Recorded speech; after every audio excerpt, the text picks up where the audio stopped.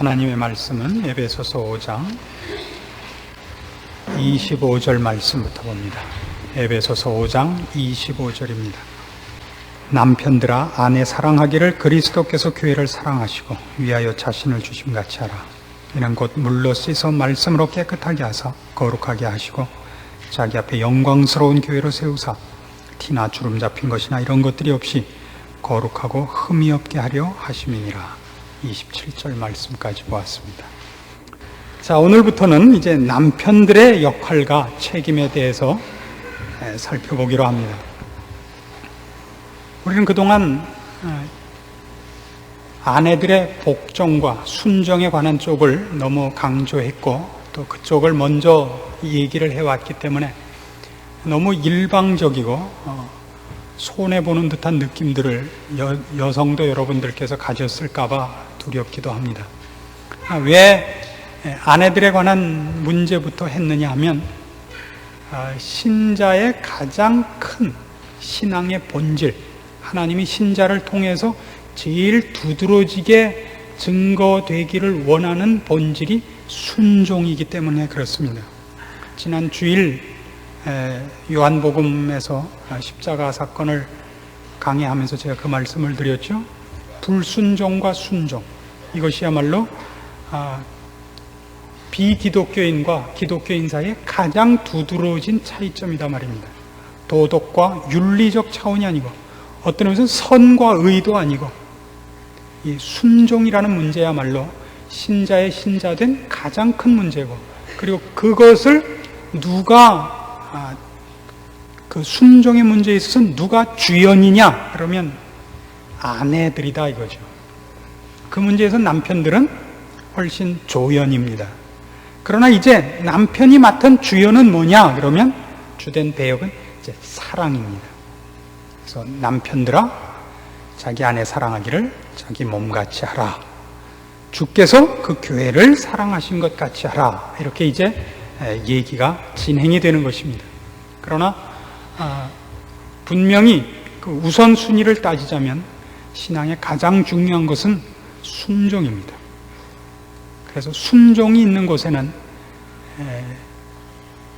다툼이나 분열이 없습니다. 사랑을 먼저 얘기하면서도 사람들은 언제나 다툽니다. 그렇죠? 사랑을 가지고도 다퉈요. 순종을 갖고는 다툴 수가 없습니다. 우리가 지금 아직도 완성되지 않은 사람으로서 신앙생활을 하기 때문에 훨씬 부정적인 것이 우리한테는 더 중요한 책임거리가 될 거라고 생각을 합니다. 이제 남편들이 맡은 바 아내들에게 요구한 순종, 그래서 그 순종의 대상인 남편들은 어떤 책임을 지느냐? 다만 명령하고 이 권위를 내세워서 큰 소리나 치고 재고 그러는 것이 남자의 책임이냐? 그렇지 않습니다. 남편이 그 가정에서 부부관계에서 아내에게 해야 할 가장 큰 책임은 아내가 순종이라 그랬으니까 남편은 재는 것, 섬김을 받는 것이 아니라 사랑하는 것이라고 얘기를 하고 있습니다. 우리는 남편이 가지는 큰 권리 중에 하나가 호령하는 것이고 독재권일 거라고 미루어 짐작하고 있을까 봐 겁이 납니다. 그리고 실제로 예수를 믿지 않는 사회에서는 언제나 가부장적인 제도 속에서 남자들이 이런 호령과 독단성을 가지고 그들의 지위를 유지했던 것도 사실입니다. 그래서 말다툼 속에서 혹 남자와 여자 간에 말다툼이 생길 때 남자가 전가의 보도로 쓰는 것, 째째하게 여자하고 뭘 싸우냐, 이렇게 여자의 아예 오장육부를 긁는, 그게 말도 안 되는데 실제로 남자가 마음이 넓거나 그런 것이 아닌데도 말을 그렇게 하는 것이 무슨 남자들의 유일한 그 무슨 권리고 당연한 것처럼 말을 하죠. 야, 남자가 참아라, 이렇게 말을 함으로써 무슨 상대도 안 되는 사람하고 싸웠고 이쪽은 바다 같은 마음이고 저쪽은 무슨 시냇물인 것 같은 그런 무의식적인 우월감과 권위적인 우월성을 본능적으로 갖고 있는 것이 죄인들의 하나의 습성인가 싶습니다. 그러나 지금 성경이 얘기하는 것은 남편들에게 그런 권위와 그런 권세를 줬다는 것이 아니고 사랑할 책임을 줬다고 얘기하는 것입니다. 디모데후서 1장에 가면 이 부분에 관하여 대표권을 갖는 것이 어떻게 독재성이 아닌가 하는 것을 잘 설명해 주는 표현이 나옵니다. 디모데후서 1장 7절 말씀입니다. 하나님이 우리에게 주신 것은 두려워하는 마음이 아니요 오직 능력과 사랑과 근신하는 마음이라. 하나님이 우리에게 주신 것이 두려워하는 마음이 아니다. 이게 무슨 뜻일까요? 원래 불신자일 때 우리를 심판 아래 가둬놓은 근거가 뭐였습니까? 모든 일반인들, 하나님을 믿지 않고 죄를 일삼는 모든 일반인들, 자연인들이 하나님의 심판 아래 가두어져 있어야만 하는 이유는 율법이었습니다.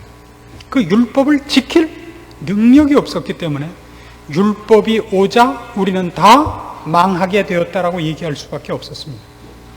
율법 자체는 선한 것이며 의로운 것임에도 불구하고 그것을 지킬 능력이 없는 우리에게 율법의 요구가 떨어지자 우리의 가난한 것, 우리의 죄인된 것, 무능한 것이 폭로될 수밖에 없었단 말입니다.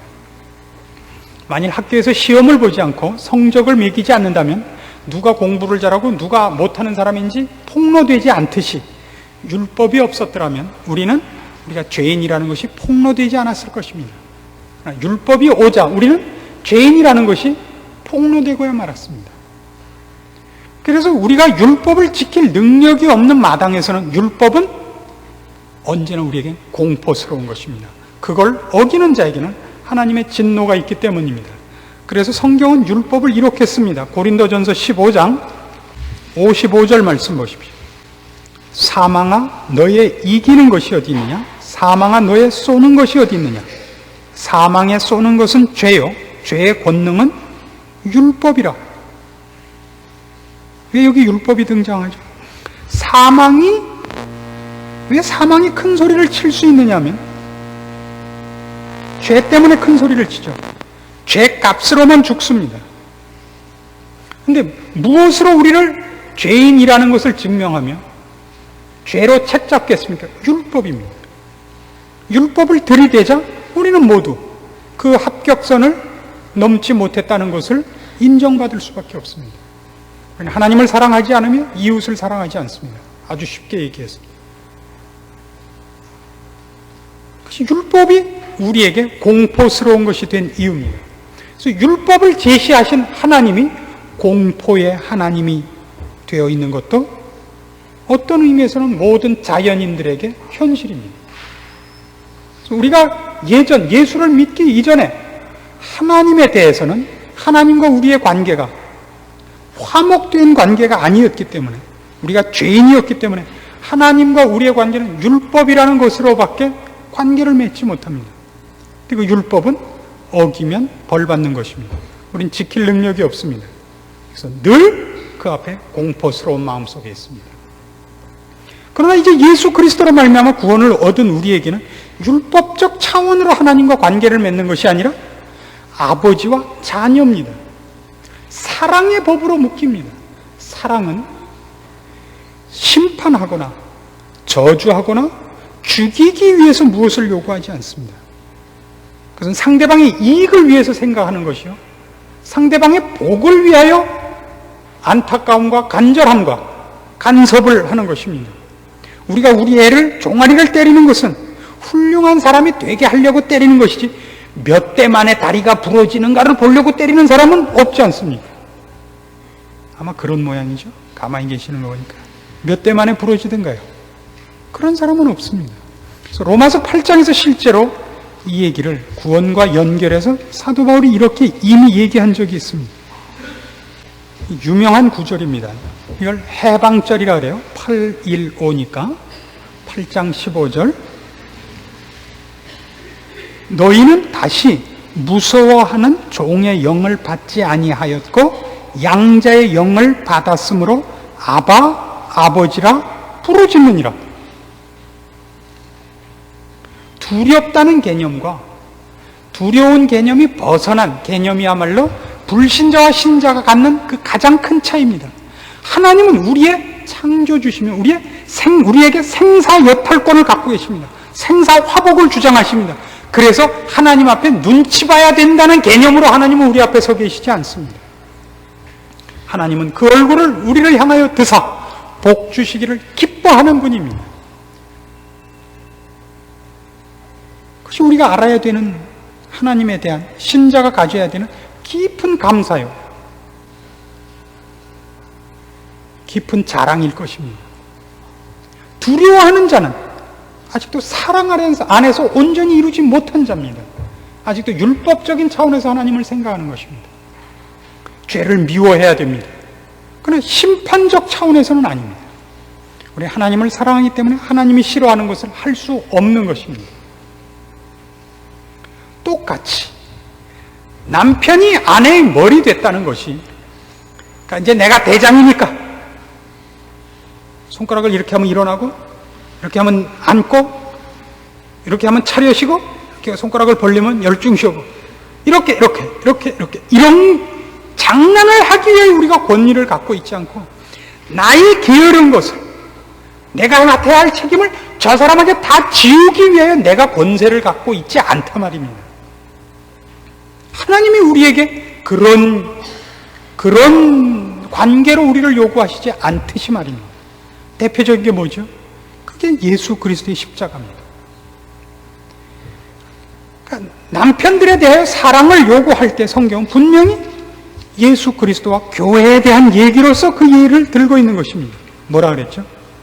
남편들아 아내 사랑하기를 그리스도께서 교회를 사랑하시고 위하여 자신을 주심같이 하라.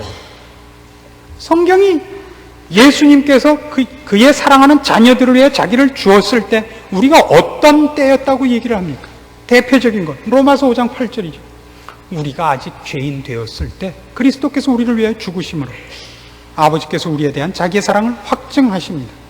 죄인 되었을 때라는 건 사랑받을 만하지 못할 때, 아니 좀 더 적극적으로 하나님 앞에 미운 노릇하고 있을 때, 추하고 더러울 때 하나님이 우리를 사랑하사 우리를 구원하기 위하여 우리의 이익과 우리의 복을 위하여 자신을 희생하셨다는 겁니다. 자신을 주셨다고요. 남편들아 아내 사랑하기를 그리스도께서 교회를 사랑하시고 위하여 자신을 주심같이 하라고요. 그러니까 남편이 가진 모든, 말하자면 어떤 권위가 있고 질서상에 앞장선 것이 있거든, 인도권이 있거든, 지도권이 있거든, 그것으로 아내를 최고의 영광의 자리에 도달하도록 해야 된다 이겁니다. 자신을 주어서까지. 볼 거 없어요. 신방을 부부 있을 때 안 가도 되는 이유가 여기 있는 거예요. 아내만 있을 때 가도 충분한 이유가, 아내를 보면 그 남편의 신앙 수준을 빤히 알 수 있는 것이지. 그렇지 않습니까? 그 아내가 어느 만큼 신앙 수준에 와 있는가, 어느 만한 신앙 인격을 가지고 있는가는 전적으로 지금 이 본문을 가지고 얘기하자면 그건 남편의 책임이다 이겁니다. 물론 현실적으로는 늘 남편이 신앙의 앞장을 쓰는 것이 아니라 부인들이 신앙의 앞장을 쓰는 것이 현실입니다만은, 그러나 사실은 그런 의미에서는 남편들이 자기가 할 책임을 놓치고 있기 때문에 이런 현실이 빚어진 것입니다. 어느 교회든지 집사는 여자들이 많지 남자가 많은 예가 없죠. 그렇죠? 어느 교회든지 성경을 찾을 때 남편이 찾아주는 교회가 없고 부인이 찾아서 남편에게 주죠. 이건 부끄러운 일인 것입니다. 그건 수발을 드는 것도 아니고, 남편이 무슨 뭐예요? 봉사를 지금 섬김을 받고 있는 게 아니라 완전히 전응한 취급을 당하고 있는 것입니다. 그게 무슨 자랑인 줄 알고 앉아 계시다면 참으로 부끄러운 일입니다. 남편들이 한 가정에서 가져야 할 책임과 하나님 앞에 맡은 바 그 사명이 얼마나 굉장한 것인가를 우리는 사실 놓치고 있습니다. 그저 무엇에만 써먹고 있냐면 자기의 게으름을, 무지함을 감추기 위해서 고함 지르는 것만 익숙해져 있습니다. 그러나 이런 우리의 신앙이 말하자면 부부의 관계와 한 가정을 꾸려나가는데 가장 중요한 것이다라는 얘기 때문에 혹 이런 말을 할까 봐 무섭습니다. 그러면 부부의 부부되는 가장 큰 원리가 뭡니까? 예, 물론 신앙입니다. 지금 여기서 얘기한 대로 하자면 그건 책임입니다. 부부를 부부되게 하는 가장 큰 본질이 뭐냐 그러면 사랑이 아니고 책임입니다. 어떤 책임이요?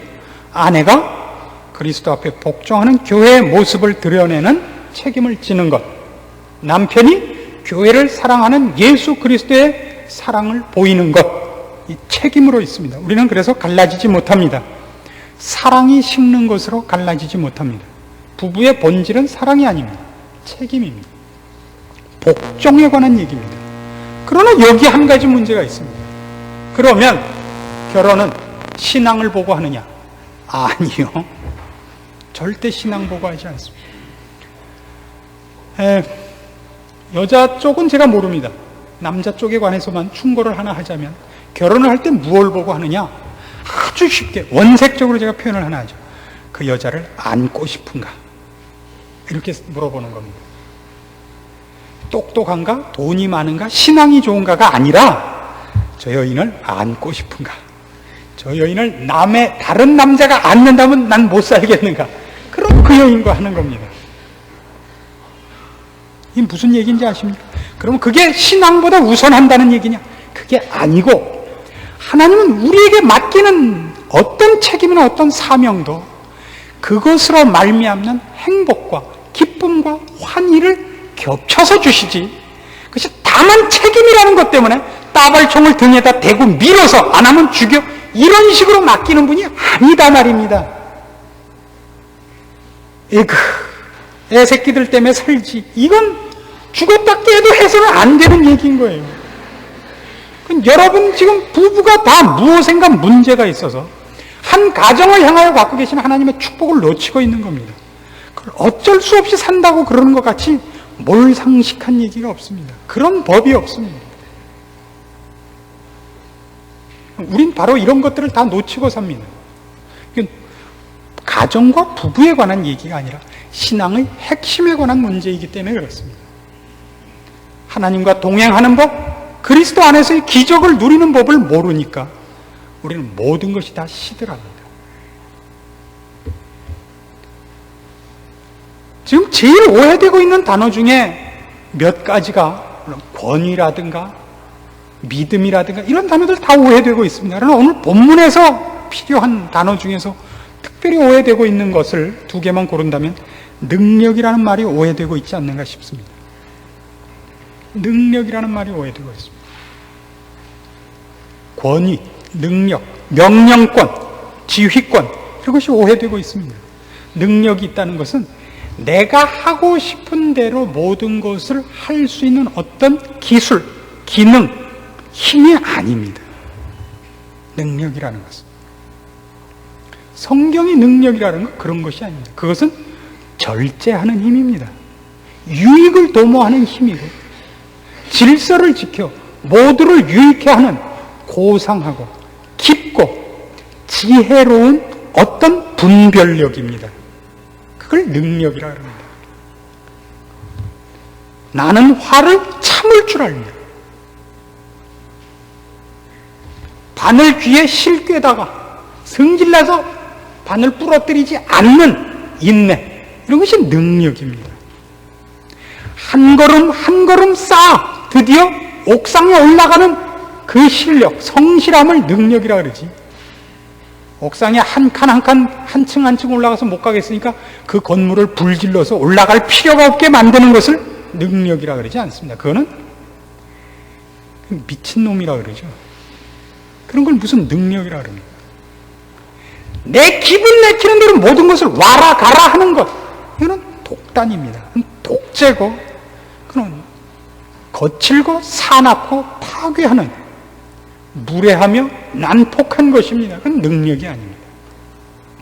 마찬가지로 사랑도 마찬가지입니다. 사랑이란 내가 갖는 정열을, 내가 갖는 욕심을 내 마음에 들도록 꼭 일을 끝내고 마는 것을 사랑이라 그러지 않습니다.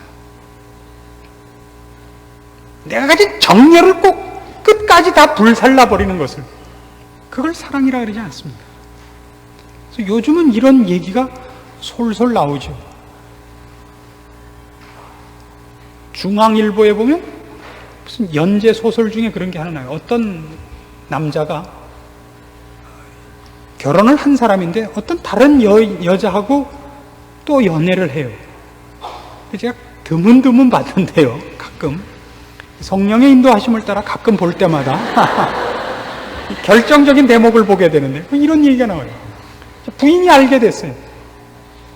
부인이 어느 쪽인가 선택할 것과 또 어쩌면 그럴 수 있냐, 어떻게 한 인격을 이렇게 배신할 수 있는가라고 얘기를 합니다. 근데 거기 그 글을 쓰는 사람이, 요즘 세상이 다 그러니까 그렇게 글을 써먹고 먹고 살겠죠. 이런 표현이 나와요. 그런 와중에서도 그 여인과 만나서 여행을 갔는데 그 여인도 이제 본부인이 알게 됐다는 것 때문에 자기의 지금 하고 있는 데서 도덕적인 가책을 받습니다. 그리고 어쩔 줄을 몰라 합니다.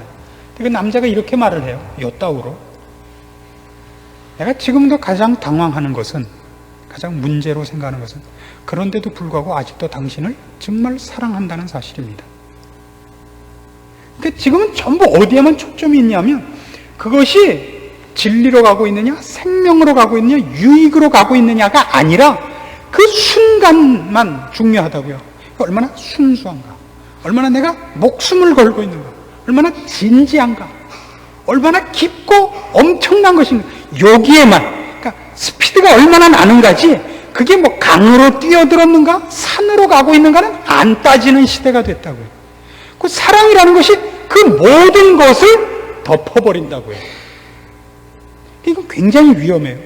믿음이라는 말도 꼭 그렇게 쓰일 수 있다는데 위험이 있습니다. 난 믿음을 가졌다, 나는 주를 사랑한다는 것으로 자기가 하고 있는 절제 못한 자기의 사실은 정력을, 개인적인 야비하고 편협하고 무지한 정열을 밑도 끝도 없이 발산해내는 것을 사랑이라는 이름으로 포장을 해서는 안 됩니다. 가만히들 계시는 거 보니까 마음이 깊이 찔리는 데가 다들 있으신 것 같아요. 이게 가장 큰 문제입니다. 성경이 얘기하는 사랑이라는 건 그런 대목이 아닙니다. 사랑이란 상대방의 유익을 생각하는 것이고 그걸로 나의 기쁨을 삼는 것입니다. 자신의 만족을 위하여 사랑을 하는 자가 없습니다. 사랑은 그래서 아무리 해도 언제나 목마른 것 아닙니까? 하나님은 결단코 우리를 목석으로 만들어 놓으시지도 않았고 그런 기쁨과 환희도 없는데 그 일을 해야 되는 것으로 하지 않습니다. 스데반은 분명히 성령과 지혜가 충만한 자요, 그리고 안타까움을 가지고 이스라엘 백성 앞에 서서 설교를 했음에도 불구하고 돌 맞아 죽습니다. 그러나 그가 당한 그 일에 대하여 그가 얼마나 기쁜 마음을 갖고 있었으면 그의 얼굴이 천사같이 빛났다 이겁니다. 그들이 나에게 돌을 던진 데 대해서 원한이 없다고요. 너희들이 나한테 돌을 던져도 좋단 말이에요. 돌을 던지고 회개해서 주를 믿고 나와 같은 데 가자 말이에요. 그래서 이 죄를 저들에게 돌리지 마옵소서라고 얘기할 수 있는 거예요. 그것 때문에 못 갈까봐 그것까지 걱정이 되는 거예요. 그게 사랑입니다. 그러니까 모세의 기도에도 그랬고 바울도 마찬가지 기도를 합니다. 이 백성을 하나님 버리시려거든 내 이름도 빼주십시오. 그게 사랑입니다. 그러니까 예수님이 이 땅에 오시는 것이고 우리를 위하여 십자가에 달려 죽으시는 겁니다. 그게 사랑입니다. 그게 남편이 아내를 사랑해야 하는 책임의 핵심입니다. 내가 어쩌다 저런 것 하고 결혼을 했을까? 그럼 안 돼요. 그러면 그 저런 것을 모두가 보고 까무러치는 사람으로 만들어내야 돼요. 그렇게 못하면 그 남편 책임이라는 겁니다. 난 더 이상 같이 못 살겠다. 성격 차이다. 이거죠.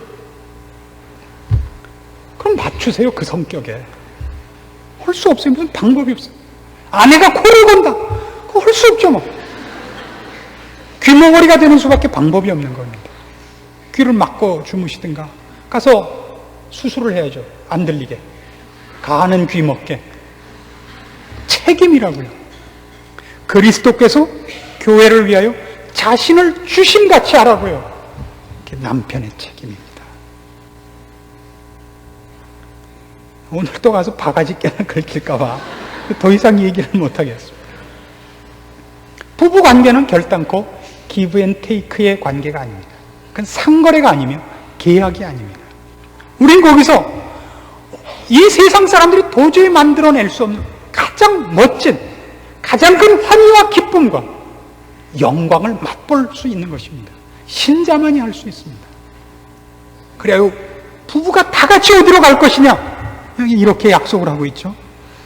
이는 곧 물로 씻어 말씀으로 깨끗하게 하사 거룩하게 하시고 자기 앞에 영광스러운 교회로 세우사 티나 주름 잡힌 것이나 이런 것들이 없이 거룩하고 흠이 없게 하려 하심이니라.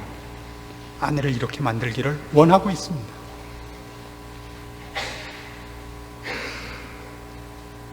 아내가 이러면 남편도 물론 그렇겠죠.